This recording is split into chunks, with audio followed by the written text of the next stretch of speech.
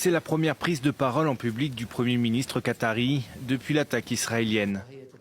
Et le cheikh Al Thani n'entend pas se laisser impressionner. Le Qatar se réserve le droit de répondre à cette attaque flagrante et prendra toutes les mesures nécessaires pour y faire face. La médiation dans la diplomatie qatari fait partie de notre identité et se poursuivra.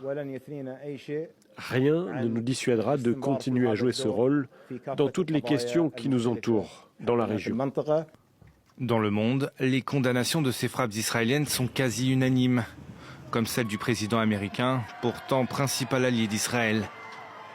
Les États-Unis, qui disposent aussi de leur plus grande base militaire dans la région au Qatar, affirment ne pas avoir été prévenus par l'État hébreu. Je ne suis pas ravi. Je ne suis pas ravi. Je ne suis pas ravi de toute cette situation. Ce n'est pas une bonne situation, mais je dirais ceci, nous voulons le retour des otages, mais nous ne sommes pas satisfaits de la façon dont cela s'est passé aujourd'hui. Voisins du Qatar, les Émirats arabes unis demandent au Conseil de sécurité de l'ONU de prendre les mesures nécessaires. Tandis que Mohamed Ben Salman, en Arabie Saoudite, a témoigné de son soutien au cheikh qatari Al Thani lors d'un entretien par téléphone. La Turquie, elle, dénonce la politique expansionniste d'Israël.